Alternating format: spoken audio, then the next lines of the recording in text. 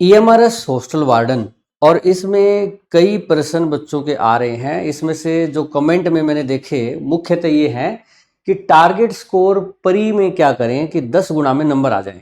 बच्चे कह रहे हैं कि यार मेन की तैयारी करो, कोई कह रहा है बैच ही मेन का लियो पहले, कोई कह रहा है यार मेन का क्या करेंगे, पहले प्री तो क्लियर हो, प्री क्लियर होगा तो फिर मेन एग्जाम में हम बैठ पाएंगे। अच्छा, तो इसको कैसे करें, कितना टारगेट स्कोर रखना चाहिए प्री के लिए ताकि हम 10 गुना में एटलीस्ट आ जाएं, क्योंकि बाद में वो स्कोर काम नहीं आएगा। प्री वाला स्कोर जो है वो क्वालिफाइंग है मेन में बैठने के लिए, फाइनल मेरिट आपकी मेन एग्जाम से ही बनेगी। दूसरा, जो पद हैं इस बार जो बॉयज़ के 346 आए हैं, गर्ल्स के 289 आए हैं। पिछली बार जो पद थे बेटा वो बराबर आए थे दोनों के। इस बार क्योंकि गर्ल्स में कम आए हैं पद, तो इसमें कट ऑफ थोड़ी सी हल्की सी बॉयज़ के मुकाबले ज़्यादा जा सकती है। अब इस बात का कमेंट कमाल की बात है किसी का भी नहीं आया है, और इसका मतलब गर्ल्स ने कुछ नोटिस भी नहीं किया, ये नोटिस करना चाहिए था। तीसरा, तैयारी तैयारी प्री की करें पहले या मेन की करें, ये डिस्कस करेंगे। मेन एग्जाम कैसे लिखें, लिखना सबसे बड़ी प्रॉब्लम है, और जिनकी हैंडराइटिंग बेटा खराब है वो तो अभी से एक पेज रोज लिखना स्टार्ट कर दें, हैंडराइटिंग सुधार लें, तैयारी बाद में देख लेंगे। और तैयारी कहाँ से करें ये प्रश्न है आपके पास। अब मैं आपको दिखाता हूँ प्री का स्ट्रक्चर और मेन का स्ट्रक्चर। प्री में अगर आप जाते हैं तो आपको GS, reasoning, computer, maths, Hindi और इंग्लिश, टोटल कितने सब्जेक्ट हो गए बेटा, टोटल यहाँ मैं लिख देता हूँ, ये छठा सब्जेक्ट है, एक तरह से 6 सब्जेक्ट आपको ये पढ़ने पड़ेंगे।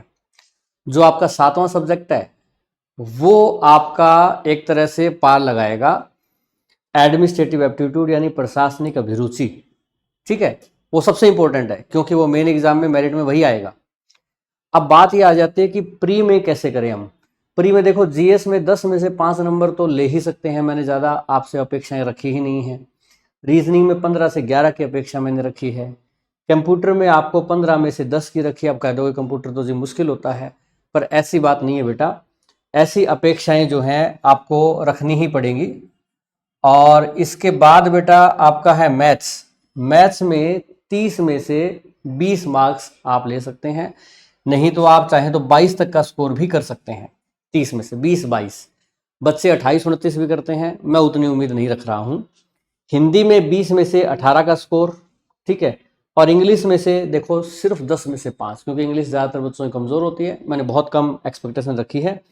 और इस हिसाब से अगर मैं देखूं तो आपका स्कोर कितना बनता है, 16, 26, 28, 48, 56, 66, 71, यानी कि 71 मार्क्स मिनिमम आपको लेने चाहिए। और इसमें मैंने ज़्यादा उम्मीदें सिर्फ आप कहोगे तो हिंदी में रखी हैं, हिंदी में तो रख ही सकता हूँ, बाकियों में तो बहुत मौका मैंने आपको दे दिया। यानी कि 70-71 का जो स्कोर रहेगा वो आपको 10 गुना में जाने के लिए पर्याप्त रहेगा। इस हिसाब से आप अपनी तैयारी करें, क्योंकि आपको 635 के हिसाब से कट ऑफ नहीं है, ये कट ऑफ है 6350 के हिसाब से, 6350वें रैंक के हिसाब से। अगर 635 के हिसाब से मैं बोलता तो फिर तो मैं 85 बोलता ऑफकोर्स। अच्छा, अब जब आप मेन एग्जाम में चले जाएंगे इतना स्कोर करने के बाद, तो आपको सिर्फ प्रशासनिक अभिरुचि पढ़नी है। उसमें 40 आपको एमसीक्यू आएंगे टिक करने वाले ओएमआर के ऊपर, 40 नंबर होंगे। डिस्क्रिप्टिव में 15% दिए होंगे, उसमें कोई ना कोई समस्या हॉस्टल प्रबंधन की आपको लिखी होगी, उस पर आपको अपने विचार प्रकट करने हैं या फिर उसका आपको समाधान सुझाना है उसमें। तो ये 4-4 नंबर के होंगे, 60 अंक का होगा। अब जो 4 नंबर का प्रश्न है वो कितना लंबा लिखें। आप जो पेपर करके आते थे तो सीट भरते थे, अगर आप एक सीट भरेंगे तो वो 4 में से 4 नंबर नहीं देगा। आप एक से ज़्यादा भरें, यानी 1.5 सीट भरें, 2 भरें या 2.5 भरें, 1.5 से 2.5 के बीच में आप रखें सीट को 4 नंबर के लिए। वो बेटा आपके ऊपर डिपेंड करता है कि आप उसको कैसे मैनेज करते हैं। 1.5 से 2.5, 2.5 सीट से ज़्यादा बहुत लंबा हो जाएगा, 1.5 से कम तो कम ही है, 2 सीट रख सकते हैं इस हिसाब से। अच्छा, अब आपका सिलेबस जो है प्रशासनिक अभिरुचि का, उसमें 2 चीज़ें मुख्य हैं। एक तो चाइल्ड राइट्स के बारे में है कि बच्चों के अधिकार क्या है। आप कल को जाके शोषण तो नहीं करेंगे एज ए हॉस्टल वार्डन बच्चों का, तो उनके पास क्या राइट्स हैं। और दूसरा आपका क्या है, प्रशासनिक अभिरुचि, कि आप हॉस्टल का प्रशासन जो है वो कैसे चलाएंगे। प्रशासनिक अभिरुचि कैसे चेक किया जाए, आपका एप्टीट्यूड कैसे टेस्ट किया जाए कि आप एक अच्छे हॉस्टल वार्डन हैं। तो 2 पक्ष है, एक बच्चों का पक्ष है, एक वार्डन का पक्ष है, दोनों को इसमें टेस्ट किया जाएगा। और इसमें जो रेशियो ज़्यादा रहता है वो इसमें इससे आपके ज़्यादा क्वेश्चन आते हैं, पिछली बार भी इससे ज़्यादा क्वेश्चन आपके आए थे पेपर में, ठीक है। तो इसका वेटेज आपका ज़्यादा रहेगा। इस बार बताया नहीं क्लियरली किसका ज़्यादा, पर एडमिनिस्ट्रेटिव एप्टीट्यूड का वेटेज हमेशा ज़्यादा रहता है। अच्छा, अब इसमें बात आ जाती है, अच्छा मेन कैसे लिखना है वो डिटेल में तो मैं बाद में बताऊंगा, पॉइंट्स वगैरह बना के हम उसको लिखेंगे, सीट भी भर लेंगे, वो चीज़ें कर लेंगे। अच्छा, एक और प्रश्न भी है कि तैयारी जो है वो आपको जो करनी है, किसकी करनी है, मेन एग्जाम की। तो मेन एग्जाम की तैयारी एक तो ऑप्शन है कि अभी आप साथ में कर सकते हैं या फिर आप बाद में कर सकते हैं। आपको कैसे करनी चाहिए बेटा, अगर प्री जो है उसकी मेरिट साथ जुड़ती तब मैं ये कहता आपको कि आप मेन एग्जाम की तैयारी अभी ना करें, अभी पूरा जोर प्री पे दें, क्योंकि जितना ज़्यादा जोर प्री पे देंगे और कट ऑफ से एक्स्ट्रा मार्क्स भी आप ले आए वो आगे काम आएंगे आपको मेन एग्जाम में। अगर एडमिनिस्ट्रेटिव एप्टीट्यूड में कम भी नंबर आए तो ये नंबर आपको कंप्यूटर वाले मैथ वाले फ़ायदा देंगे, पर ये सफ़र आपका यहीं ख़त्म हो जाएगा। यहाँ पे अगर मान लो आपने 20% ज़्यादा जोर दे दिया और 20% ज़्यादा नंबर ले लिए, वो आपके वहाँ जाके काम नहीं आएंगे। और उसमें जो बच्चा प्री की अच्छे से तैयारी करता रहा बहुत अच्छे से और कुछ थोड़ा थोड़ा टाइम 1-2 घंटे एडमिनिस्ट्रेटिव एप्टीट्यूड और चाइल्ड राइट्स को पढ़ता रहा, तो वो बच्चा फिर उस टाइम आपसे आगे निकल जाएगा मेन में, क्योंकि उसका बेसिक्स क्लियर है, उसको उसमें रिविजन करनी है, लिखने की प्रैक्टिस करनी है। और आपको पता ही नहीं चाइल्ड राइट्स होता क्या है, आपको प्रिवेंशन एक्ट के बारे में नहीं पता है, और इनकी लैंग्वेज इतनी हार्ड है, आपको पता है ना वकील बनने जैसा है चाइल्ड राइट्स पढ़ना। तो एडमिनिस्ट्रेटिव एप्टीट्यूड तो फिर भी आसान है, तो उस टाइम आप पढ़ोगे पर वो याद ही नहीं रहेगा आपको, चाइल्ड राइट्स तो पक्का याद नहीं रहेगा। कम से कम 4 बार चाइल्ड राइट्स को पढ़ना पड़ेगा तब वो धाराएं याद रहेंगी। उसमें धाराएं भी होती है कि किस धारा में क्या दंड है, कितना है। अगर बच्चे को आपने छुआ है, ऐसे चीज की है तो क्या दंड है, रेप करने की कोशिश की है तो क्या दंड है, रेप किया है तो क्या दंड है, अलग अलग चीजें रहेंगी उसमें।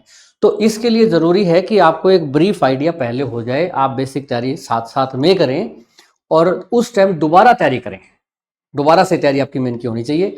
तैयारी कहाँ से करें ये प्रश्न आता है, तो इसमें बेटा बहुत सारे आपको प्लेटफॉर्म है जिस पे कोर्सेज मिलेगा। सबसे सस्ता और सबसे अच्छे की बात करें, जहां पे अन्य प्लेटफॉर्म पे आपको बैच जो है 2000 1500 आपको इस फीस में दिखाई दे रहे हैं, क्योंकि इसमें प्री और मेन 2 एग्जाम है। हालांकि पिछली बार भी ये फीस बैचेस की रही है, हालांकि हमने काफ़ी किफ़ायती दर में रहा था। और अगर आप देखना चाहें बच्चों के रिव्यूज़ तो आप हॉस्टल वार्डन में लगे हुए बच्चे से पूछ लीजिए, हमारे बहुत बच्चे लगे।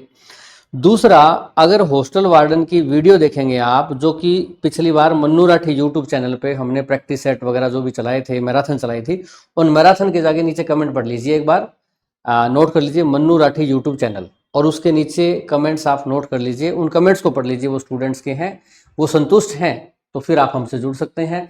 वार्डन बैच है 999 की बेटा फीस रखी है हमने, और इसमें EMRS 20 कोड लगा सकते हैं आप 27 सितंबर तक, ठीक है। 27 सितंबर को हमारा जब डेमो हो जाएगा तो उसके बाद जो हमारी फीस रहेगी वो 999 रहेगी।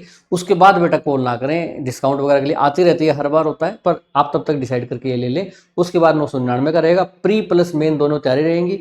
अभी से ही मेन के साथ में तैयारी चलेगी, प्री की भी चलेगी, ताकि आगे जाके दिक्कत ना आए। क्योंकि EMRS जो है समय कम देता है, KVS जो है समय कम देता है, ये सेंट्रल एजेंसीज है टीचिंग की ना, ये कम टाइम देती है, पेपर एकदम से कराती है। तो इसमें क्लास टेस्ट, लिखित प्रश्न वगैरह सब कुछ आपको लिख के प्रश्न है वो भी मेन की तैयारी में करवाए जाएंगे। तो अभी के लिए बेटा इतना ही। आप बैच को ज्वाइन कर सकते हैं नोटबुक एकेडमी एप्लीकेशन के ऊपर। अगर नए हैं तो चैनल सब्सक्राइब कर लीजिए। इस पे नोटबुक एकेडमी पे आपके डेमो आएंगे, फिर नोटबुक एकेडमी एप्लीकेशन पर आपकी क्लासेस चलेंगी। आपका शेड्यूल आपको आज या कल में बता दिया जाएगा क्लासेस क्या क्या रहेगा। हाँ, एक काम कीजिएगा, अगर आपको जानकारी पसंद आई है तो इसको लाइक और शेयर जरूर कर दीजिएगा, ताकि मुझे मोटिवेशन मिले कि मैं ऐसी आपकी जो शंकाएं हैं कमेंट्स में उस पर वीडियो में आपको और लेके आऊँ।